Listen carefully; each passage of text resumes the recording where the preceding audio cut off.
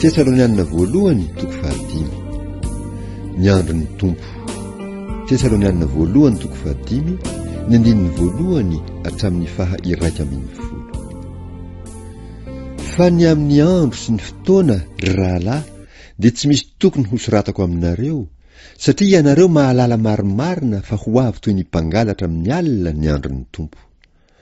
Raha misy olona manao hoe miadana sy mandrofehy izay, dia hanjoa azy tampoka ny fandringanana toy ny fahararian'ny vehivavy raha miteraka ka tsy ho afa mandositra mihitsy izy. Fa ianareo ry rahalahy tsy ao amin'ny maizina mba hahatratra anareo toy ny mpangalatra izany andro izany.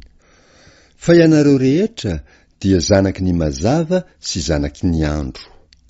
Tsy any alina na any maizina isika, koa dia aza mba matory toy ny sasany isika, fa aoka hiambina ka haon'ny tena. Fa izay matory dia matory amin'ny alina, ary izay mamo dia mamo amin'ny alina. Fa satria any andro isika dia aoka haon'ny tena ka hitafy ny finoana sy ny fitiavana ho fiarovan-tratra, ary ny fanantenana ny famonjena ho fiarovan-doha. Fa Andriamanitra tsy nanendry antsika ho amin'ny fahatezerana, fa mba hahazo famonjena amin'ny alalan'i Jesosy Kristy Tompontsika, izay maty hamonjy antsika, mba hiara-belona aminy isika na mahatsiaro na matory, koa mifananara sy mifampatanjaha tahaka ny ataonareo ihany. Fananarana sy fanaovam-beloma. Tesalonianina voalohany toko 5, ny andininy 12 hatramin'ny 19.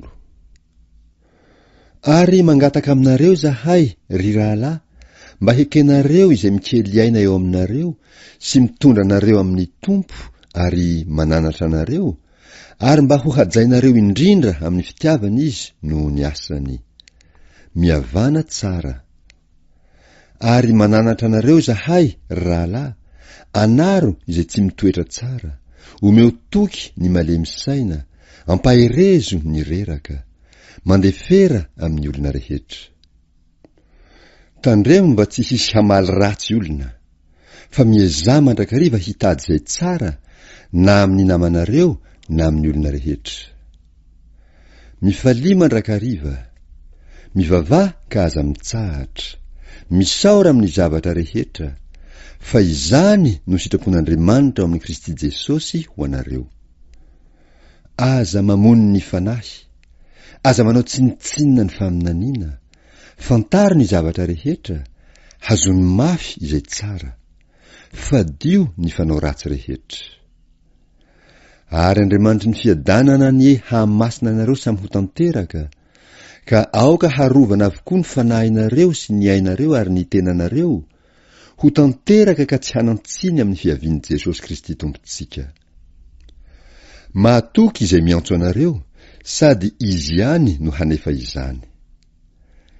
Ry rahalahy, mivavao anay. Manaova veloma ny rahalahy rehetra amin'ny fanorohana masina. Mampianiana anareo amin'ny tompo aho, mba ho vakiana amin'ny rahalahy rehetra ity epistily ity. Ho aminareo anie ny fahasoavan'i Jesosy Kristy Tompontsika.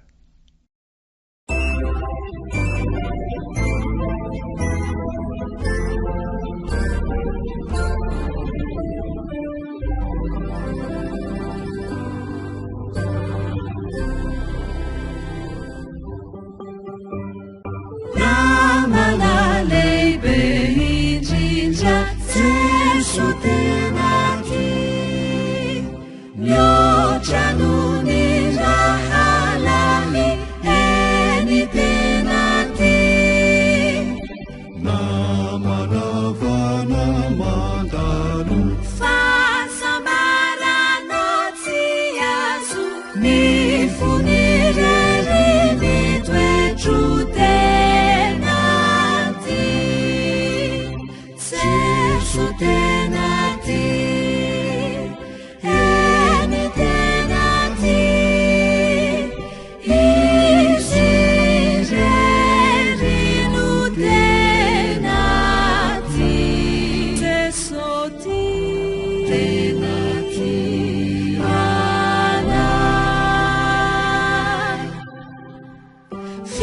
fiainana mandraky zay Jeso tena ty miasany mankalazaho eny tena ty rany manadio antsika hitany antany haisika fahasoavana namonjeny antsika Jesu tena ty eny tena ty izy rerino tena ty Jesu ty tena ty ana